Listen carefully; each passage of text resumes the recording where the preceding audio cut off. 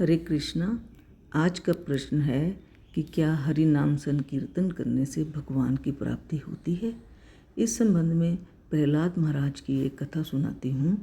एक बार प्रहलाद जी के गुरुजी बाहर गए हुए थे। प्रहलाद जी ने सहपाठियों को सुंदर उपदेश दिया कि आज से ही भगवान की भक्ति करें। आप सभी ने देखा कि मुझे मारने की बहुत कोशिश की गई, लेकिन मेरा बाल भी बांका नहीं हुआ। भगवान हम सबके हैं। सुख और दुख के लिए कोई प्रयत्न नहीं करना होता। जो प्रारब्ध में लिखा है वही मिलता है।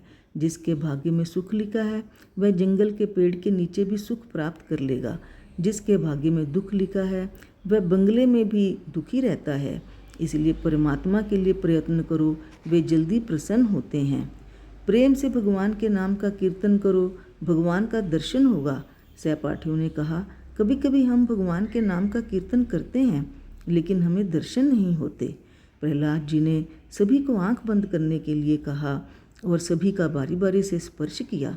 संसारी मानव का मन विषयाकार होता है, संतों का मन नारायणाकार हो जाता है। जिसका मन नारायणाकार है, जिसने रोम रोम से भगवान के नाम का जप किया है, ऐसे संतों के स्पर्श मात्र से भगवान का सुमिरन होने लगता है।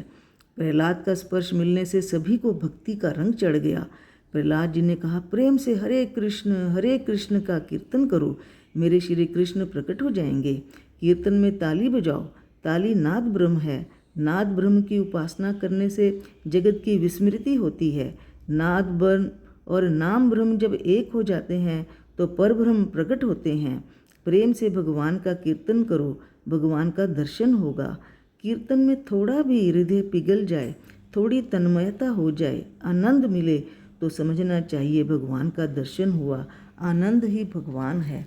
कीर्तन में तन्मय होकर प्रहलाद जी नाचने लगे। सभी बालक भी नृत्य करने लगे। तभी वहाँ उनके गुरुजी आए।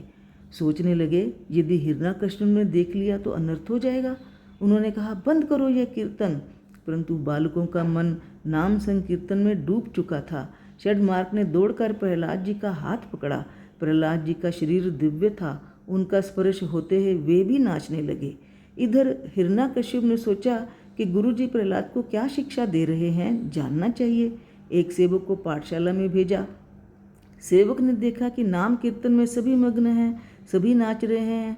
उसने जैसे ही गुरुजी का हाथ पकड़ा, उन्हें रोकने की कोशिश की तो वह भी नाचने लगा। भूल गया कि वह किस काम से आया था। सेवक के लौटने पर देरी हुई तो राजा ने दूसरे सेवक को भेजा। जैसे ही उसने भजन मंडली के बालक को पकड़कर रोकना चाहा, वह स्वयं भी नाचने लगा। इस तरह राजा ने और भी सेवक भेजे, लेकिन सभी बालकों का स्पर्श पाकर वहीं पर नाचने लगे।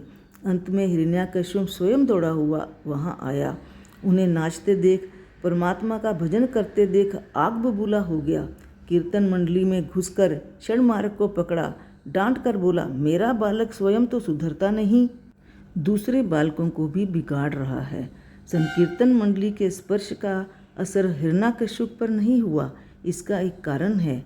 बिजली का बल्ब यदि बिगड़ा हुआ है तो उसमें विद्युत प्रवाह होने पर भी प्रकाश उत्पन्न नहीं होता। हिरण्यकश्यप बिगड़े हुए बिजली के बल्ब की तरह था।